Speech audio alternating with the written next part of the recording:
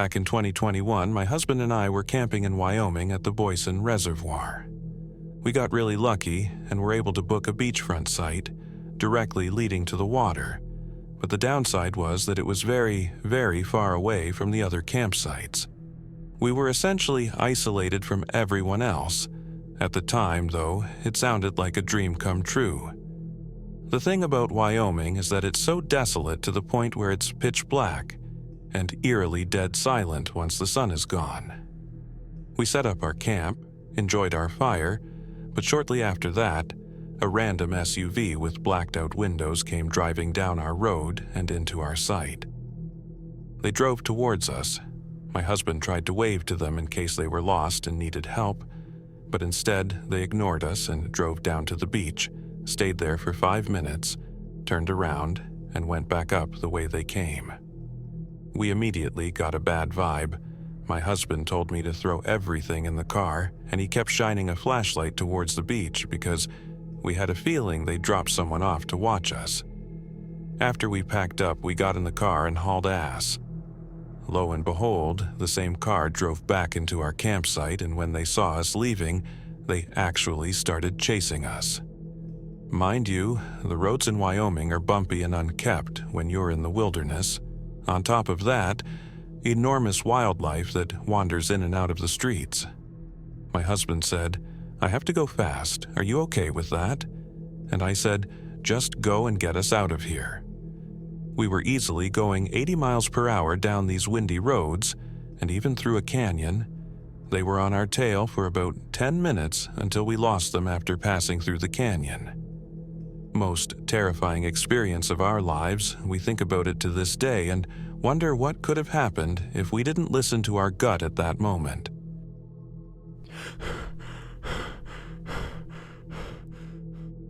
A few years ago, I was working as a consultant to the Provincial Forestry Service, mapping fire line fuel loads, ash pit mapping, etc. on a forest fire in the mountains with an IR LiDAR-equipped drone.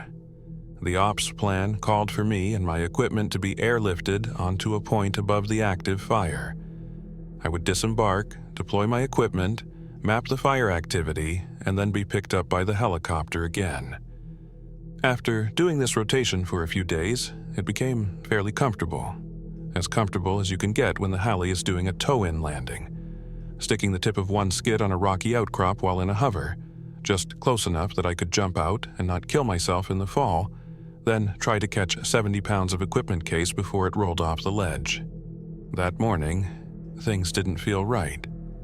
I got dropped off literally on a 2-foot wide ridgeline, with a 1,000-foot drop off either side. The fire had been aggressive all night, and the entire face of the mountain was aflame. I flew my mapping route, packed up the gear, and radioed the heli to pick me up. I could hear it approaching, but couldn't see it. After about 10 minutes of hearing it get close, then move away, the heli advised they could not pick me up. There was too much smoke to see whether the original drop point or the alternate. They told me that if I walked down to the northeast, the fire wasn't as bad. I realized at that instant that me, a 60-year-old cancer survivor and partial amputee, that one, I was too old for this shit too. I had to haul 70 pounds and $55,000 worth of gear down the mountain, through an actively burning forest fire. Obviously, I did just that. For the next 4 hours, though, I was certain that I was experiencing my last hours on Earth. I almost got nailed numerous times as trees fell over. Burning debris rained down constantly, often getting hit with it, stopping every few feet to roll in the dirt again, to put out the body part that had been set on fire by burning crap landing on me. I was eventually found by a team of firefighters who walked me to a safe LZ, where the heli was waiting. I wound up in the hospital for 2 days, with smoke inhalation and several dozen burns, where I hadn't gotten on the dirt quickly enough to put out the bits on fire. I had the luxury of saying, "Nope, I'm done," and never mapped another forest fire. I did gain a deep respect for those folks who voluntarily fight wild land fires. Those people are crazy, in a very good way.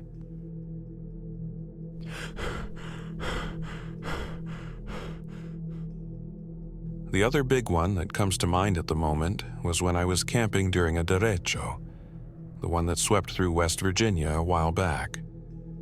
For those who don't know, a derecho is basically a big wall of super fast moving wind that rips up trees and can push small buildings over, among other things. It doesn't sound too bad, but trust me, it is incredibly unnerving when you're in the middle of the forest, surrounded by trees. Unfortunately, though, that actually wasn't the scariest part of the night. Long story short, I had set my tent up in a single-walled pavilion, so I felt mostly protected from flying debris and falling trees, but unlucky for me, a big black bear apparently also decided to find shelter under this very same pavilion, and suffice to say it was not happy sharing the space. Now, I've had plenty of bears outside my tent at night while camping, but this was particularly frightening because as this scared, angry bear ran circles around my tent, seemingly deciding what to do with me. I could hear its claws clacking against the cement floor of the pavilion. With each galloping stride, I heard of its seemingly massive claws, accompanied nicely with its intermittent huffs and puffs of anger and confusion, of course, along with the calming sounds of gale-force winds ripping up the forest around me. Needless to say, that was one of the scariest nights of my life, and to this day, one of the only times I haven't been able to successfully scare a black bear away. Usually they're all a bunch of pussies, but the storm had apparently riled this one up so much, no amount of guttural screams and strong language on my part seemed to do anything.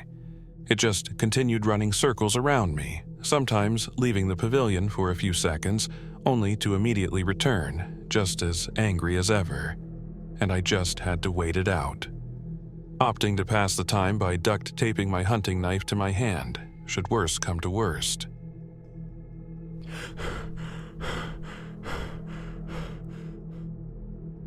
It was early August 2019. My partner and I and another couple were camping on our family's lot.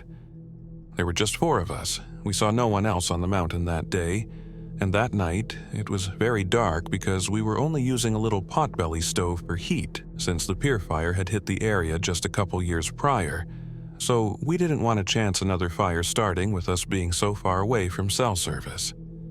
Anyway, we're just hanging out chit-chatting around 10:30 p.m., and my 2 dogs are lying at my feet, under a sleeping bag because they like to be tucked in. They both kind of sat up and postured with their backs to me, like guarding me, and sniffed the air, but they didn't whine or growl like the time a bear was in our camp at a different location. At that same moment, there was a pause in the conversation and we were quiet. Then we heard what sounded like bipedal footsteps walking, very quickly, straight up the steep slope of the mountain. Like, this is an area is right by our tent deck in the trees that we checked out in the daytime and avoided because of how many fallen leaves were on the ground, and they made the forest floor even more slippery than usual. Not only that, this slope is very steep, not one you'd want to walk up very quickly, and these footsteps definitely didn't sound like an animal's steps to any of us. It sounded like only 2 legs. All of us got a little creeped out and decided to run a generator for a few minutes to hopefully just make enough noise to avert anything away from our area. Now, I'm not a very jumpy person, and I'm a veteran camper. I've grown up tent camping and had never really been scared of anything besides a bear maybe breaking into my car for an ice chest or running into a mountain lion on a hike. But something just felt odd about that experience to all of us.